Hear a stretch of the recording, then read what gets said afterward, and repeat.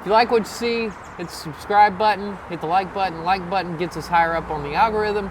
Subscribe button gets us more people, so we don't have to call ourselves.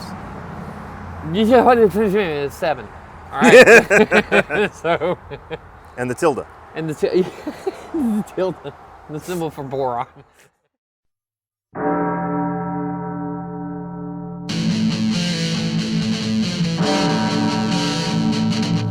Now it's time for Dr. J.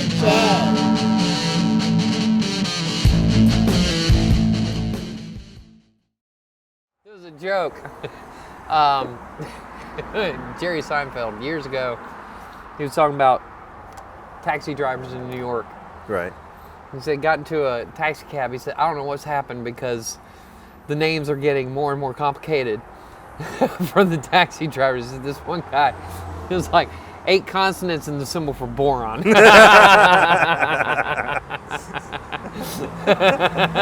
No vowels.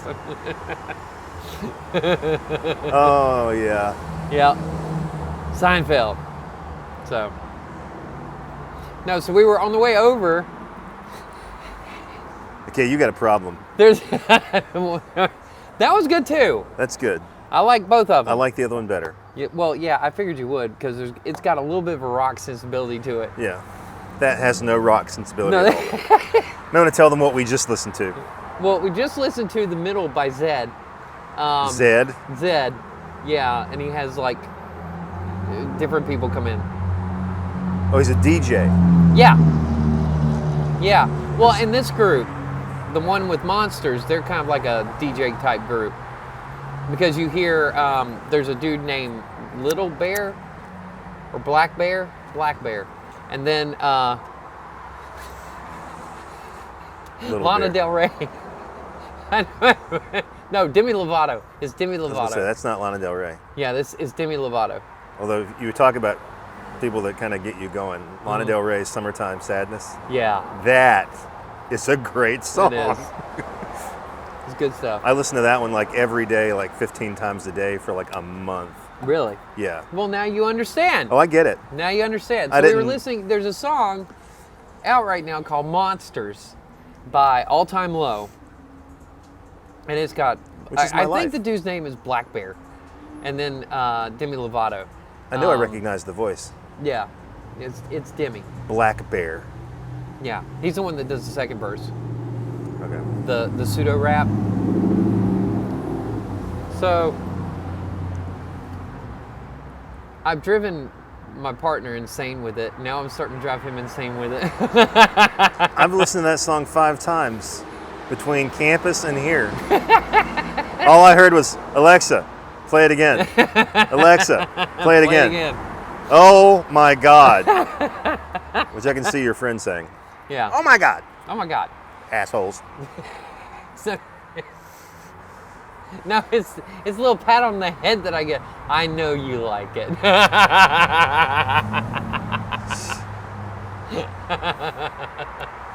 I'm just like, yeah, help it. I love this song. I get earworms like that. Most of the time, it's not pop. Mm-hmm. I go through a phase when all I want to listen to is "Street Fighting Man" by the Stones, because that is such a great tune. I do that with "She's a Rainbow." That's a good one. Yeah. The Street Fighting Man, it's the fact that there are 3 guitars, and you start out layer after layer. First one, then 2, and then the third riff. I don't know how Keith Richards came up with the sound for it. Mm-hmm. I think he sold his soul to the devil, because it's that great Telecaster sound that he gets. Like, it's not just the guitar. You've done something. Right. You made a goat sacrifice. Some shit went down to get that sound, because no human being can make a guitar sound like that. It's like Stevie Ray Vaughan. No one can make a guitar sound like that. Okay, well, Stevie makes his guitar cry, but back to pop. Sorry, yeah, pop. Because there was another one. There's a third one. That I didn't hear? That you haven't heard yet. And I can't play it now because we're recording, and YouTube would be like, I know you can't do that. But it's called Sucka by the Jonas Brothers.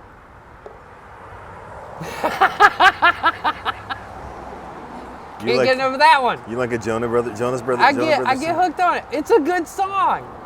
Oh my. The first time I heard it, they played it on Saturday Night Live. And I was like, oh, that's actually a cool little tune right there.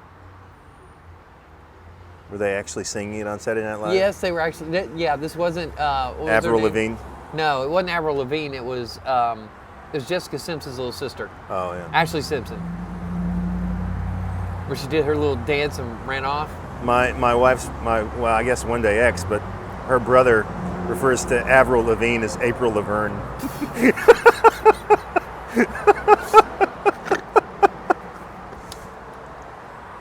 So what the hell is it about pop? Yeah, that's the. Everyone's got a favorite, Yeah. even those of us who don't like to like it. Yeah. And I'm one of those who doesn't like the fact that I like it. Well, the problem with pop is it's manufactured. You don't get anything really substantial out of it. And it's but every overproduced. once in a while, and it's overproduced. But every once in a while, as we were talking before, I hit the recording button. You get those earworms, and you can't help it. It's a good little tune. It's like going into you're on a diet. You haven't had sweets in a long time. And somebody offers you like double chocolate devil's cake, and you're like, oh my God. Or an ice cream sundae. And you eat the whole fucking thing. And the whole cake. For me, it's banana splits. Yeah. Oh.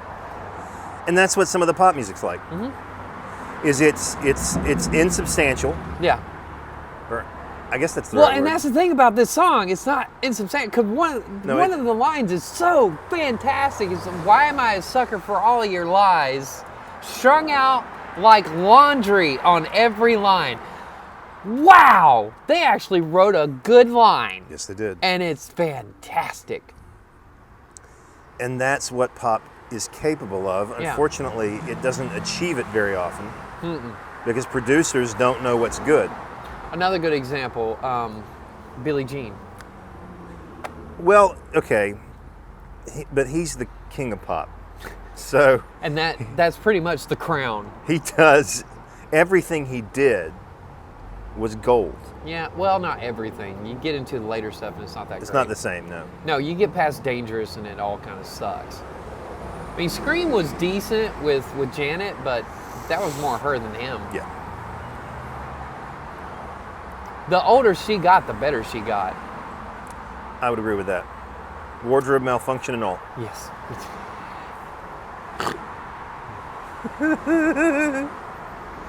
I think what Go ahead. what speaks to us about pop that you don't get in a lot of other music, because a lot of other music has a good example is 90s alt rock. It doesn't necessarily speak to your personal experience, No. but it's talking about important issues. Yeah. Rage is a good example of that, right? Rage Against the Machine is better than any pop you're going to get your hands on. One of the things they're really good at is talking about important issues, but sometimes you don't want that. Sometimes you want a song that speaks to you in that moment, and that's how you feel right now. Yeah. Like, there are pop songs that I listen to that almost bring me to tears, given some things in my current situation Right. that shall remain nameless, Yeah. that may start with the letter L, but And with an A. end with an A. Throw in a. Yeah. I'm just saying letters of the alphabet, man. But A-R-U. but it speaks to you where you are. A-U-R. It's and that's the power of a really good pop We song. can play Hangman. That's what I feel like. It speaks to you where It you does. are. It's very personal in a way that, say, 90s rock is not personal. Cyndi Lauper, Time After Time. That's a great tune. Yeah. Sinead O'Connor. Yeah. Nothing compares to you. It speaks to you where you are. And Prince admitted that she did a better version. Yeah. It's where it speaks to you where you live on a Purple very Rain. personal level. Speaking of Prince, Purple Rain. Yes. And a lot of Purple Rain comes from, if you watch the movie, in the narrative, and obviously it didn't happen this way in real life, but in the narrative, it's how he constructs it Yes. that hits you. Yes. And now all of a sudden the lyrics start to really take on a different meaning, Yes. right? When you're looking at it inside the narrative of the movie, and it's a pop song. So that's the whole point, though, is that it is, despite its flaws, and they are myriad, okay? Despite its flaws, it speaks to us in a very personal way. Well, let's go ahead and distinguish, because when you talk about pop, you've got several different types, right? Yes. You've got the bubble gum. Yes. The bubble gum. The only thing the bubble gum is supposed to make you do is feel good, Yes. and those are the songs that everybody hates. I was actually we were talking about tub thumping the other day. A good example of that. It's just straight bubble gum, Yep. you know. It's about getting drunk and not falling down. Yeah, that's all that song is about. I get knocked down, but I get up again. Yeah. You're never going to keep me down. Words of wisdom. Anything by Ace of Base. Yeah. Oh yeah. Anything by ABBA. Anything by ABBA, but ABBA. Okay, I would argue that ABBA transcends a lot. Okay, then you have to say something about Michael I think you have to. and Madonna. And Madonna. Yeah, these are iconoclasts. Yeah. Okay. Because ABBA's doing something musically that is not easy to do. Right. So they're a separate thing. They're not bubblegum. No. So you got the bubblegum, then you've got what you were talking about, the iconoclast, the actual serious artists that just do pop. Yes. That is their realm. And they blow it up. And they blow it up. And they do things that change music, right? And it's controversial. You have to talk about the Beatles. I think so. Well, and the Beatles go through some pretty interesting phases. When they start out, They started out as pop. they are obviously pop, and then They rewrote the book on pop. they did, and then they moved on. They moved on and rewrote the book on rock. Well, there's an entire episode on the Beatles because the Beatles don't comfortably fit within a single genre. I think the Beatles and the Beach Boys together. Yeah, I would agree with that. I mean, if you just take the White Album, Because what I'm doing, I'm building to my argument. you take the White Album in terms of multi-genre. Uh-huh. How can you have on the same album Helter Skelter and Rocky Raccoon? And Dear Prudence. And Dear Prudence, these Sexy Sadie. How did you do that? I think the birthday song's on there too. The Isn't it? birthday song's on there. Happiness is a Warm Gun. Oh. Blackbird's on there. But they have obviously moved on from Obla pop Dee, at Obla that Da. point. They're no longer pop at that No. point. But Well, to say they're rock isn't accurate but there's either. still a lot of Paul's stuff is still poppy. John was writing more edgier stuff. Revolution Number 9's on that. Number 9. A song that Number my nine. my Number 17-year-old can't listen to without getting frightened. He's horrified by that song. Number 9. Number 9.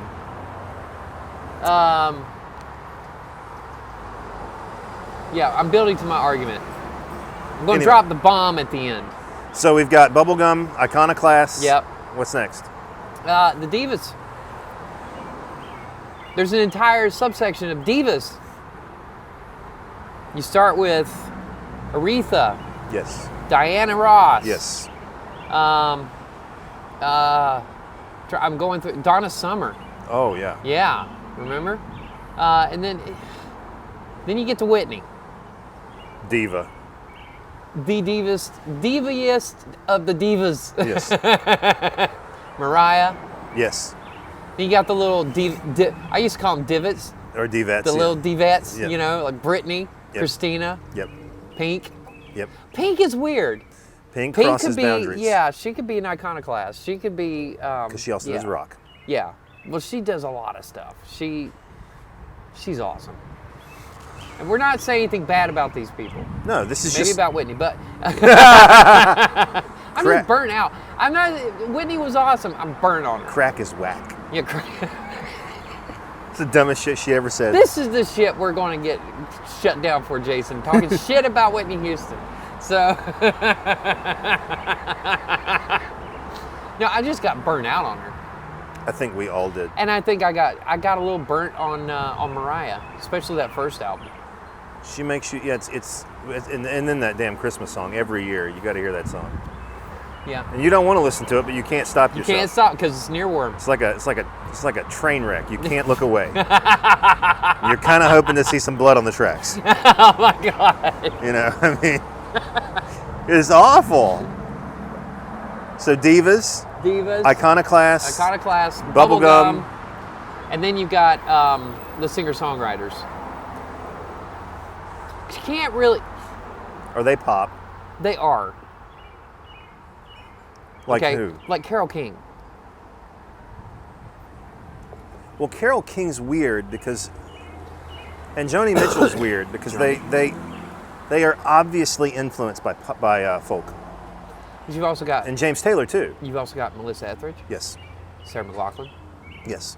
Again, to call them straight pop wouldn't be accurate. But that's where they're getting the airplay. Yes, exactly. They're getting the top 40. And that's where the demographic is. A lot of the demographic is laying in that top 40. I was thinking about Casey Kasem the other day. Oh, he was wonderful. He was. I used to listen to top 40 every Sunday morning. Who didn't? Until what's his name took over? He didn't take over. He just had another. He had a competing top 40. Oh, okay. Rick Dees in the weekly top 40. He's not nearly as good as Casey Kasem. Nowhere near as good as Casey Kasem. Casey Kasem's like the Howard Cosell of pop. Oh, Jesus. Are you kidding me? And he was Shaggy. Yep. And who doesn't love Shaggy? I know, right? Jeepers. So you have an overall argument. Are you ready to make it yet, or are you holding off? And we're going to circle back to the Beach Boys. I know the argument already. 'Cause you've said this shit to me, and because it's true. I don't disagree with you. The only thing that comes close is Billie Jean. Yeah, we'll hold off. But we do need to talk about Billie Jean. Not Thriller or Beat It, but Billie Jean.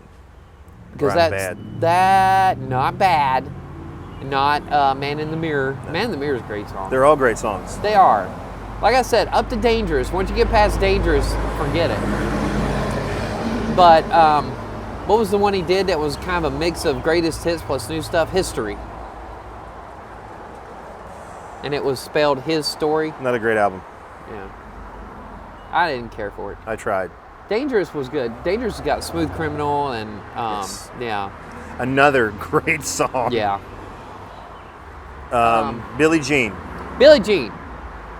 That song for its time is edgy as hell. It still is. That's the problem though with some of it is that it doesn't seem as edgy as it did then. Like if you were listening to what was the Madonna song she did for the Pepsi commercial that was so upsetting? Like a Prayer. Yeah. That song then and the video.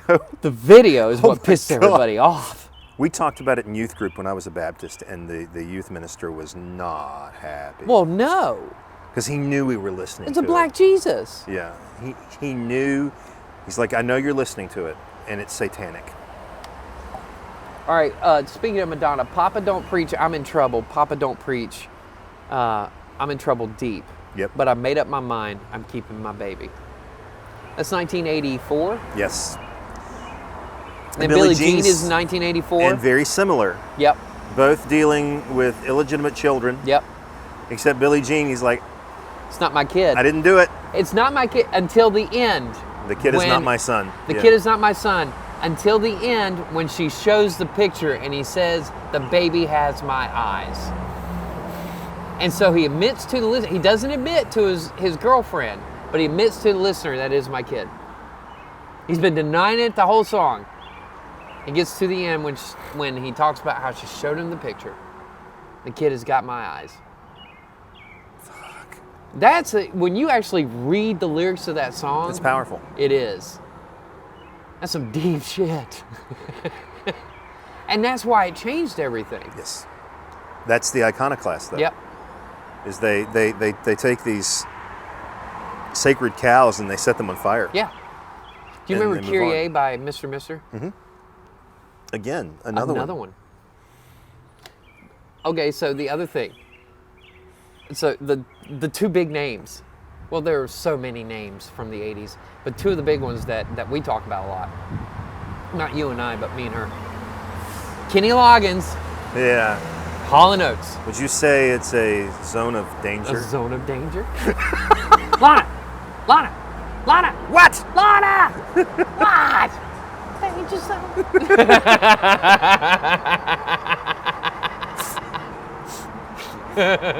I showed her the clip of Stewie. He's in there. Mama, mama, mama, mama, mama, mommy, mother, mommy, ah, what? Hi.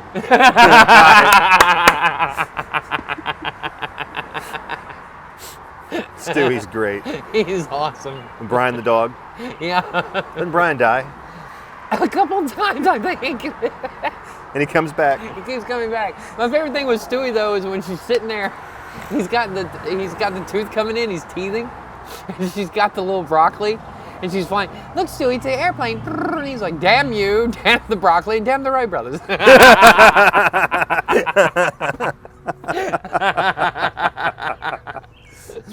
I don't know, man. I mean, it's so the best of it is the best of it, and including Billie Jean speaks to something either we've experienced directly, Yeah. or we know someone who has. Yeah. We all knew people in high school Well, that's the who had trick, kids out of right? wedlock. Well, and here's the thing. Okay, so, and it's not a pop song, it's a rock song, but she's playing with the pop, the pop stereotypes. It's called, you know it, Cherry Bomb by the Runaways. That's a great tune. Yeah, it's great, and it's a rock song. It is. It's a punk song, Yes. for Christ's sake. But she's playing with all those different stereotypes. Yes. I'm the girl next door. I'm the girl next door. I'm the something you've been looking for, right? So she's saying like, yeah, on the surface, I'm that poppy thing, but underneath, I am not. Cherry Bomb. Yep, I'm your cherry bomb. Cherry bomb. What a great song. Oh man, no, Lita Ford. Went to a party last Saturday night, didn't get laid and got in a fight. It's okay.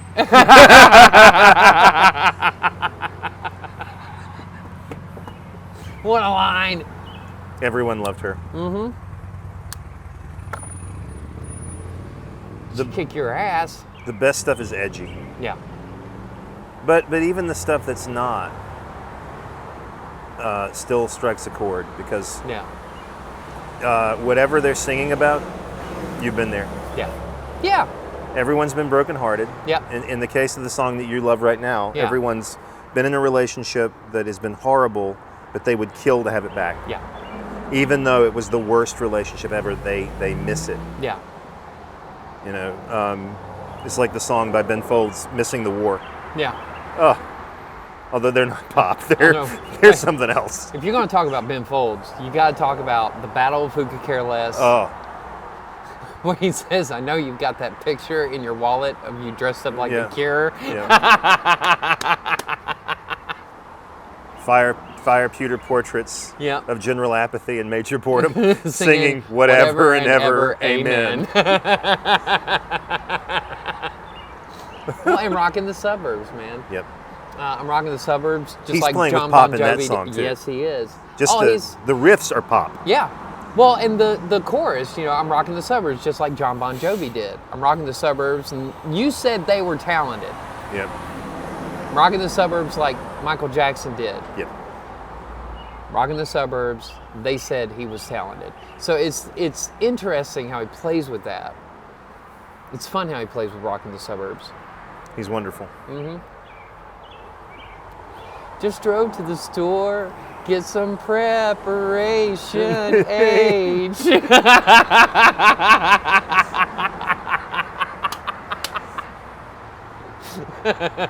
But Great lyrics. the quality of most pop, even the stuff that get into your head, isn't great.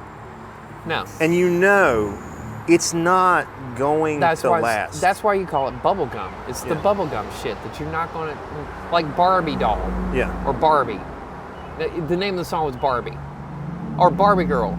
In a Barbie I'm world. a Barbie girl in a Barbie world, yeah. Yeah. We're not going to sing that because we don't want to torture you. And but see, even that song has meaning. It does.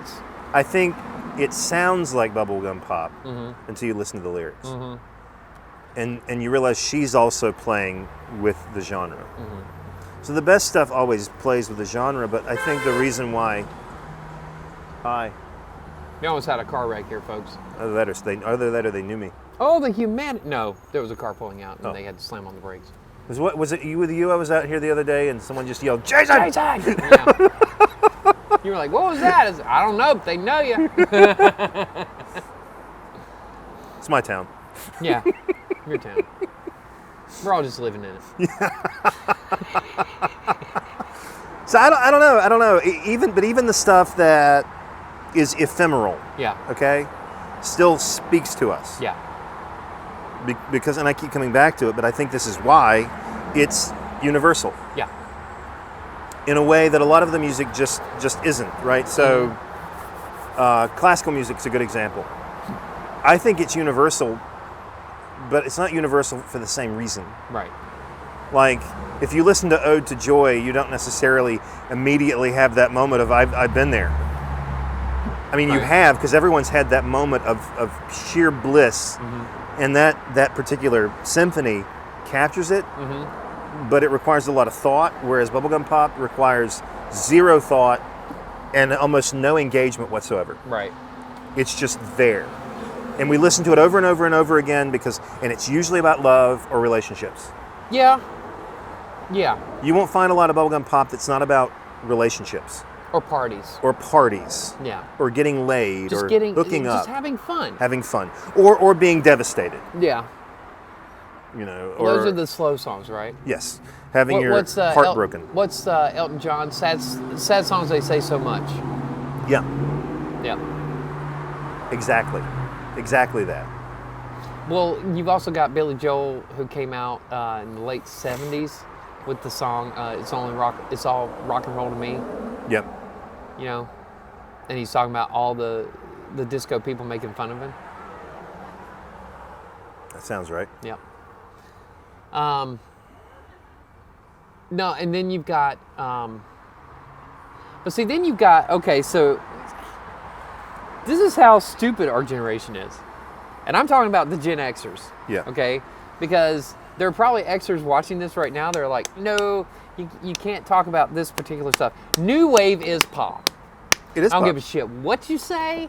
It is pop. And why we're so dumb, because as a generation, we're so dumb when it comes to this.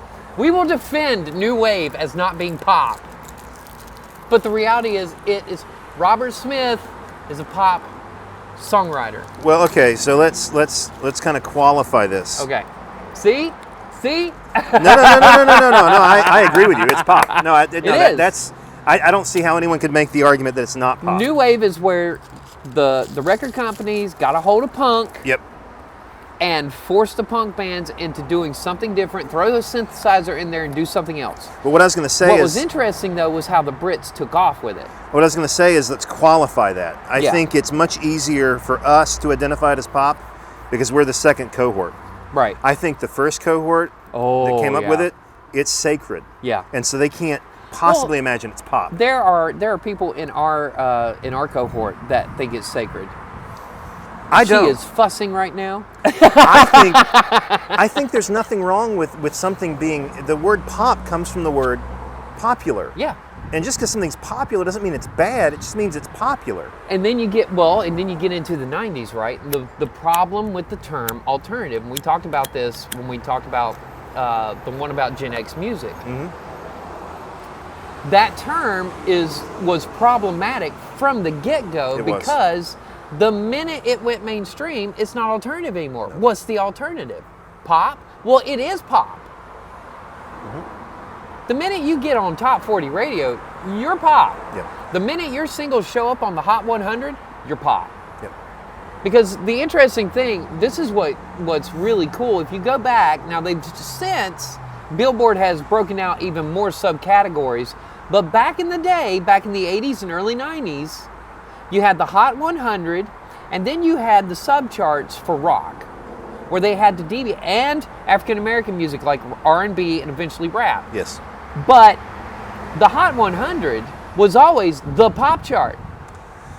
So, okay, you can, I think, make, there are a couple of ways to make the distinction between what we call pop as popular music and pop as genre. Yeah. Because it's true that Smells Like Teen Spirit was popular, but it doesn't have the hallmark of what we would consider pop music. Well, He's actually, making fun of it. I'm getting ready to bring you back to what you said earlier when you try to classify pop. You said it speaks to something that we can engage with, and so does Nirvana. That song speaks to what we can engage with. It speaks to angst. So in that regard, I think you could make the claim. Musically, on the other hand, it's just too raw. Yeah. It's not overproduced. They went out of their way to make an unrefined music. What's funny is that he was not happy with the recording. He thought it was too polished. Nobody else did. How the hell was that polished? There's nothing about Nirvana that's polished. I'd argue Come As You Are is about as polished as you're going to get. Maybe, but it still feels a little raw, especially if you compare it. So that this is why it's important to make comparisons. If you listen to everything going on around it, and you of all people should know. I know. At that dance, in that gym. Oh no, it changed. It was completely out of place. Exactly. I mean, completely, because you also have to remember they were playing L.A. Hair bands at the same time. So yes, you can make the claim. And the R&B that was top 40. So you could make the claim that it's very refined, but refined compared to what? Yeah. Because nothing they put together was refined compared to everything going on around them. Yeah. It was all raw. And you can say the same thing about U2. That's why they stood out so much. That's right. In the Joshua late 80s. Tree especially is really, compared to everything around it, is really raw. Yeah. And the reason why U2 lost a lot of fans is over the years, they got into this Euro trash techno. Yeah. Like Vertigo, which is a song I do enjoy, I admit it. Yes, I said it. It's there. This song makes me throw up in my mouth. I don't like that. I hate the fact that I like it. But I like it. All right, pick a language to count in, son of a bitch. And then count correctly. Because he doesn't even count correctly. What do you expect out of well, never mind. I'm not going to say it. That's just rude. It's an attack on the Irish. It's not very nice. Go ahead. We're used to it. Very, very British in their inability to understand other languages. The joke of Europe right there. Us and the Poles. Oh, God. Yeah. They get it worse than anybody. Well, it's their fault. They met the fucking Blitzkrieg with fucking horses. I blame Fortinbras. Fortinbras. Isn't that who he conquers? How is it you're always correcting me on French pronunciation except for Fortinbras? I'm not. I think you're not wrong, but also how would the British have pronounced it? Because they mispronounce everything, like Don fucking Jewin. They can't spell color right. They can't. No, or valor, or honor, or flavor, or favor. Well, and this is way off base here, but they actually think that Poe pronounced it the cask of Amontillado. Of course they did, because they're fucking idiots and they can't. Anyway, I apologize to all my British friends out there. I don't have any. No. But this is for you, James. It's for you, James. we got your student to thank James for something the British did. Thanks, James. James is a mutual student we had who's from Britain. He's very English. English veteran. I love the English. I do. I know. It's an unhealthy obsession. That I haven't tried to date an English woman is actually kind of impressive. That would be my ideal. An Episcopalian Brit. AKA Anglican. If you come over here from England, that's your choice. Yeah.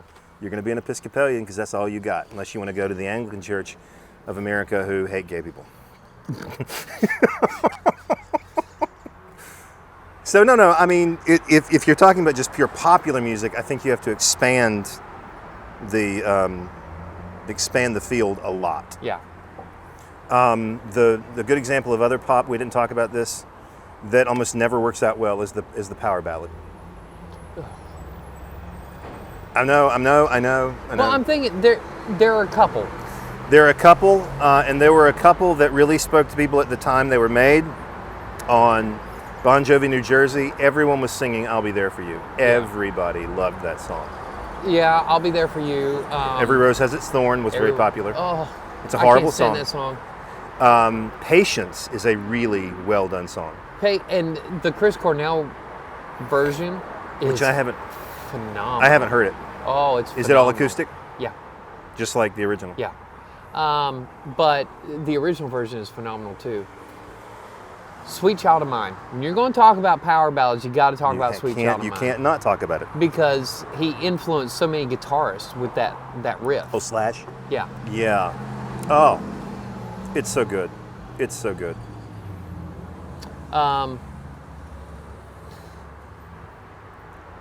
Would you consider 18 in Life a power? It's not a power ballad. It No, sounds it's like it. very serious, If you take the lyrics out. It is a power ballad until you put the lyrics in, and it's Yeah. like, oh my God, you got real fast. Yeah. Really fast. And it's a great album. The entire album is good. Oh yeah. Well, yeah, Youth Gone Wild. I love that song. Ugh. I'm losing credibility right now, and I don't care. You like what you like, You and like we what you should not like. apologize for that. And that's what we talked about in that episode too. It was so stupid back then. You had to stick to this alternative crap, and you had to show your bona fides. Yeah. Well, it's no different than the 70s when you were in the punk. Yeah. If you were into punk, you couldn't listen to anything else. Nope. Or you were You were a traitor to the cause. That's right. So just listen to the music, and that still irritates me. Why can't you just listen to what you want to listen to? you like what you like. Now you have to admit that I'm not proud of it, and it's candy, Yeah. and it's not real. Right. It's not real like punk was real, because punk was tackling very difficult issues. In Yeah, a like way, sniffing glue and yeah, like sniffing glue and putting safety pins in your eyebrows. very very difficult issues to tackle. Yeah.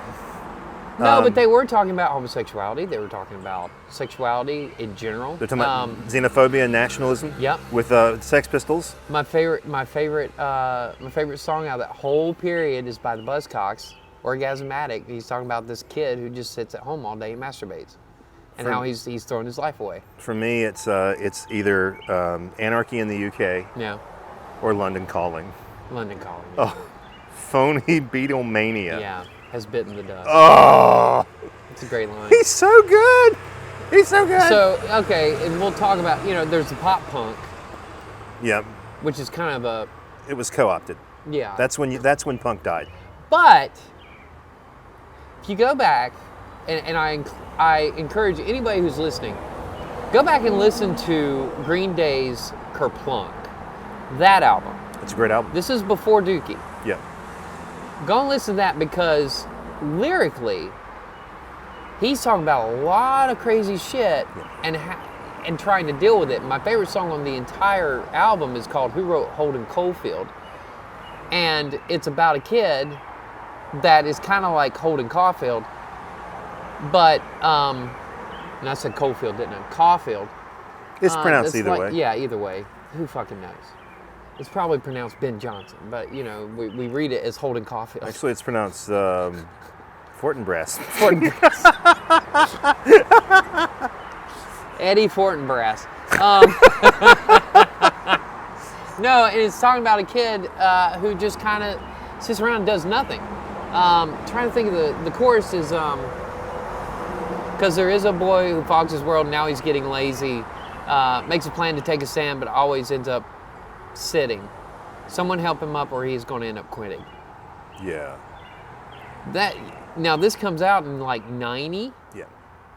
So Billy Joe was already tapping into that mentality that Kurt's going to tap into like the next year. That's right. So there was something in the air at that moment, and they're tapping into it. I think if you want to compare the early, and again we're talking about it because it did become popular, I think the best way to think about grunge and alt rock in the early 90s is to think about the beats. Yeah. They're doing the same thing. Yeah. In fact, The themes and the subject matter you see in a lot of early 90s rock is the same shit that Ginsberg's writing about in Howl. Yeah. We're a beat generation. Yeah. What's happened to us? No, I agree. And we as a generation, We end up in nowheres in New Jersey. all of these promises that our parents have made us are complete bullshit. Yeah. And we realized that. Yeah. And the music didn't invent the issue. No. It just tapped into the issue. Yeah. That's what was in the air. What did Corgan write? Beware of all those angels with their wings glued on. Yeah, exactly. That's a hell of a line. It is. The other thing worth maybe thinking about, and we're going to get to your argument, I hope, before it's over. We are. Is how has pop as a genre changed since we were listening to it? Yeah. Because we're in our 40s now. It's changed quite a bit, and it's become not that there was a moment where pop wasn't manufactured. It was manufactured for a long time. The reason why the Beatles are so important is because they broke the mold. Yes. They broke the mold in that they were writing their own pop. Yes. And before that, with the few exceptions where a couple of these songwriters would actually cut a record themselves, like Neil Sedaka, right? Yep. Or Carole King. Or Carole King. Especially Tapestry. Yeah. But they were largely writing songs. You had this group of people who wrote songs for everybody. Right? So it's always been manufactured. Yeah. That But I part's think not it's new. no, it's not. But I think what they've done, because we have to talk about really quickly, not spend a lot of time on it. Napster changed the music industry forever. Yeah, there are a couple things. Napster's one. Napster's the big one. Spotify's another one. The other thing, and I think iTunes is another one. I think the reason why, if you want to make a claim that quality of pop has gone down, it's that thing. Yeah. It is now easier than ever to create a pop song because of just how far the digital revolution has taken us. Yeah. Whereas back then, it was a very difficult, arduous, and long process. Now you don't have to go through that process like you used to. And well, the other thing, the reason why Napster, iTunes, Spotify, when we talk about Pandora, is another one that kind of shifted everything. They did. The second thing that the Beatles were unbelievably great at was the way they shifted the landscape. They made the album important, Yes. not the single. Because in the 50s and early 60s, it was the 45s. Yes. You go out and buy a 45, you get the single, right? And then what they would do is they put all the singles onto a record, throw in a couple of filler pieces, and done. There you have an album, but it's not constructed, right? Beatles come along, they're like, we're going to come off the road and we're just going to record albums. And they started to structure things. And you start with Revolver. Yep. And then after Revolver, they invented the concept album with Sgt. Pepper's. Yep. Right? And they keep going, I mean, Magical Mystery Tour, awful album, but if you look at the genius behind it, it's actually... It's a unified whole. It is. And all of them are. All of them are. From Revolver forward. I mean, you could make an argument with Rubber Soul where they're starting to figure it out, but Revolver's the starting point. You've seen this book, Introduction to Postmodernism by O'Brien. He makes a claim that 2 albums turned rock into an art. Yeah. 2 albums. 1, Revolver, Yeah. and 2, Blonde on Blonde. Yeah. And that shifted everything because Bob Dylan was thinking about entire albums. Yeah. The Beatles were thinking about entire albums. But what's happened now? We've gone back We've gone to back thinking to the about single. singles. Yep. And so that has changed. Going back to your argument about how this has changed pop, and it's not just changed pop, it's changed everything. All music. Any kind of music that you can sell has been changed by the computer.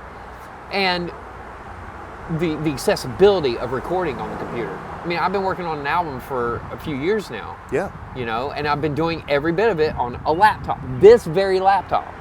I mean, there are bands that are recording everything in a basement somewhere in their house, and they could not have done that No. in the 1970s. They would have needed the studio. And you get it done, you do a YouTube video, and you shoot the YouTube video out there. The YouTube video gets a bunch of hits, Spotify picks up on it, and now you're being streamed. Yep.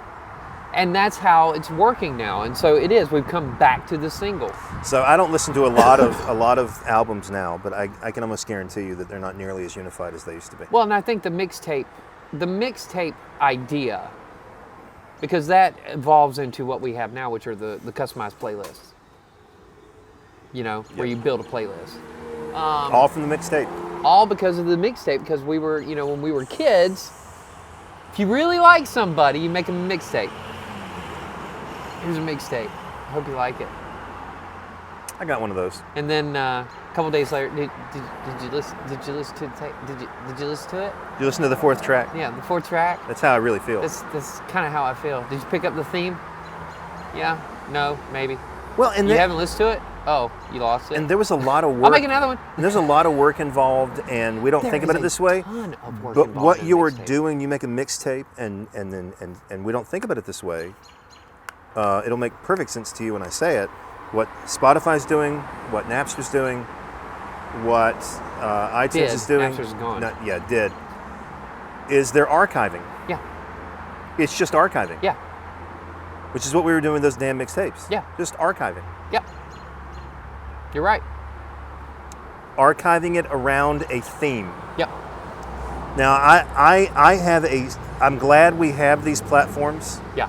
But I don't think it's been good for the idea of a concept album, so that when you listen to rock and you're looking for a concept album, there aren't nearly as many as there used to be. Yeah. Which is why My Chemical Romance is so shocking. Yeah. Because they're writing albums that you can't pull a song out of it. Yeah, Yeah. You can't pull a song out of it and expect to understand the song without the rest of the rest of it. Yeah. Well, you know, I played her I'm Not Okay, I Promise, and she liked it. And then I played it in the context of the album, and she said, makes complete sense now. Because if you hear that song standing alone, you think this dude is just talking to this girl and he's trying to hook up with her or whatever, right? You put it in the context of that album, you realize, no, he's writing a letter to this girl from jail. Yes. In this moment, and they're getting ready to go murder her husband. Yep. It changes everything. It does. All I can hope is that we go back to the idea of a unified album. I don't think it's good that we lost that. Eventually it will come back around. I think indie rock's going to do it. Because indie rock's going to do it because they're not chained to the mainstream. But No, what's they're going to not. happen is you're going to have some kids. They're going to rediscover. They're rediscovering the guitar right now. Guitar sales are through the roof right now. It's insane. The past couple of years, guitar sales have slowly gone up. These kids are rediscovering the value of that instrument. Yep. What's that got to do with anything? It's the instrument for pop music, not just rock, but pop too, because a lot of them are writing this stuff either on a synth or on an acoustic guitar. Yep. And then they produce it, and that's where you bring everything else in. But this stuff usually starts off with either a synthesizer, like a keyboard, Yep. or an acoustic guitar in somebody's bedroom. That's right. That's where it starts. All pop music starts that way. Yes. Somebody's sitting on a bed with an instrument, and they write about this girl who fucked them up. And you know that some kid somewhere, some group somewhere, and they just haven't hit it yet, Yeah. have made a unified pop album. Yeah. An entire narrative strung out throughout like 12 tracks. I just don't know, and this is the failure of pop. I don't know whether or not that's going to get the kind of airplay that it deserves. Yeah. And I think that's the sad part. Yeah. Is that's those days in terms of top 40 Yeah. may be over. But that's okay, because talk to your kids, I talk to mine, and a lot of what they're listening to isn't top 40. In fact, there are plenty of kids in Gen Z who, when they even think about top 40, they kind of throw up in their mouth a little bit. All right, so when we were in school, top 40, high schoolers were listening to top 40. Yes. Now, what I get the impression from my kids, and I'm sure you can back this up with yours, that's a middle school thing. By the time you get into high school, you're starting to quote unquote branch out. For us, it was college. Yeah. Well, okay, so the revolution hit when we were 91. in freshman, sophomore Yep. year. That's when the revolution hit, and all of a sudden, the mainstream shifted right under our feet. But we start to take all that stuff that we're cultivating during those years in high school when we get to college or when we get out of high school, and we start to apply them to the real world. Yes. And that's when it really sunk in for us what we had during that 3.5 year period between Nevermind and his suicide. Well, I would argue between Nevermind and Melancholy. And I think I've talked to you about this before. I marked the end of that whole thing with Melancholy because that's the last big album that's doing what they were doing during that 3.5 year period. And a unified album. Yeah. I mean, they made singles out of that album, but it's an album that's meant to be listened to from beginning to end. And I'm not saying that there aren't great albums around that same time. Yeah. There were. I mean, you had Throwing Copper come out like 3 weeks after 2 weeks after he died. You had a year later, 95, you had Radiohead released The Bends. Alanis put out Jagged Little Pill. Sarah McLachlan comes out with Fumbling Towards Ecstasy. I mean, all these great albums came out in 95, the same year that Melancholy hit. Yep. But Melancholy, if you're talking about what they were doing during that period, Melancholy is the last really strong statement, because everything after Melancholy, they're searching. Yep. And you can feel it in the albums after Yep. Melancholy, that they're searching for something. They're looking, because he's gone. Yep. They have no one to follow now. And you still see unified albums. I mean... So, anyway, we've kind of gotten off pop. But no, we haven't. No, I'm glad you brought up a couple of things. You pointed to the importance of Revolver. You brought up the how we've come back to the single. So now I'm going to make my case. Please do. This is it. I agree with you, by the way. So I don't have to say anything else in this podcast because you're absolutely right. I'm convinced. So, this is what actually happened. Revolver comes out. Brian Wilson's dad jumps his shit and says, "You have got to do something. Yep. Look at what they're doing." And so Brian brings the Beach Boys in to the studio. He creates this monster called Pet Sounds. Which is a beautiful album. And it is. And it's the response to Revolver. And what the Beatles do? Sgt. Pepper's. So, son of a bitch! And we got Sgt. Pepper's to deal with. So then Brian Wilson's dad is like, "You gotta fucking do something. You gotta get on it." And so Wilson goes in, one song. One song response. Oh, it's so good. One song response to Sgt. Pepper's. And it's I challenge anybody out there to come and debate me with it. And bring your Billie Jean. Bring it. Good Vibrations is the greatest pop song ever written. I don't care. That song has got everything. And it's his response to Sgt. Pepper's. And it sounds so weird. It does. I don't know what kind of instruments they're using in that song. They're using organic instruments. That's the crazy thing, right? It doesn't sound like it. You know the thing that going towards the end of the song where it's going Yeah. That's like 8 cellos around one microphone, and all they're doing is that's it. And he does all this spacey shit, but it's all organic. That's unbelievable. Like none of it is electronic whatsoever. Now he does have that one instrument at the beginning, and at the end, where it's the wee. That's some kind of like early developed synth where they're running this thing. It's called the up theremin. and down. Yeah. Yeah. So, He used it for Star Trek too. Yeah. So Theremin, he's using theremin. that. That's Yeah. the only electronic, as we understand electronic music, right? That's the only synth type thing that's in there. Everything else is organic. The whole thing. And he spent, I can't remember if it's like 2 months, I think, he spent recording this fucking song. And kept doing it over and over and over and over. Even the Beach Boys themselves, the other guys in the group, were like, "What the hell are you actually saying in this song?" Because he was so high.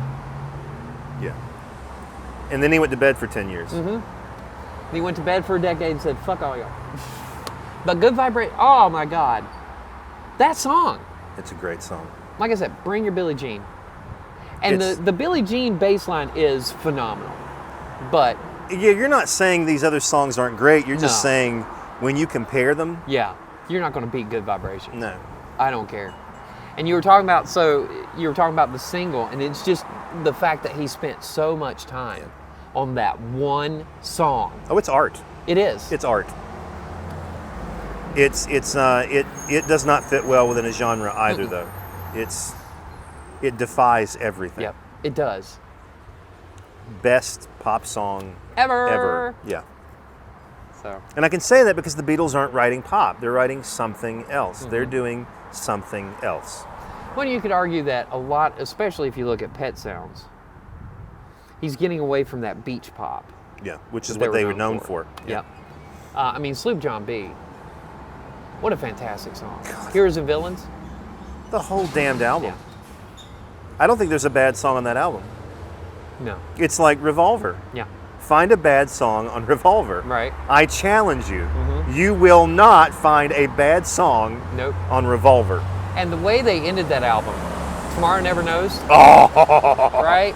that's actually God. where O'Brien, he says that's when he does his bit on postmodernism and music, he says that's actually the birth of art rock. That song The end changed of that album. everything. I believe it.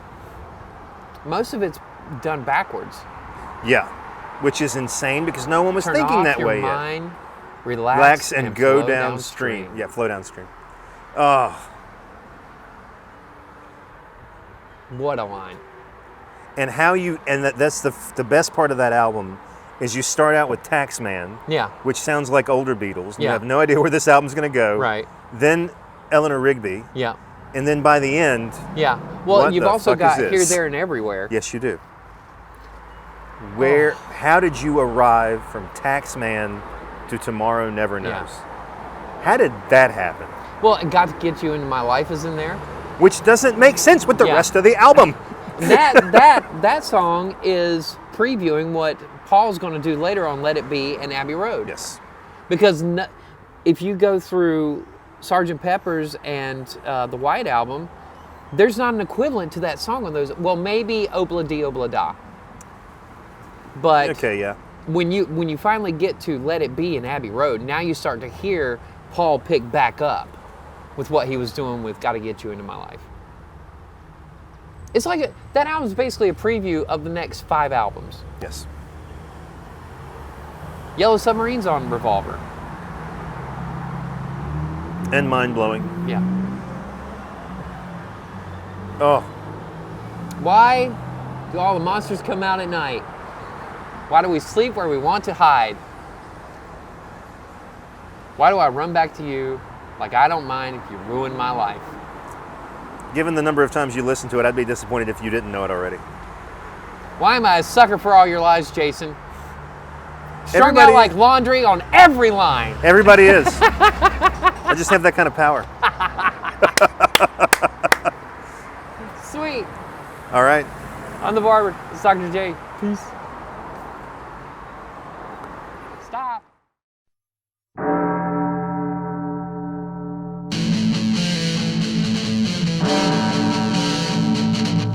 Now it's time for Dr. J.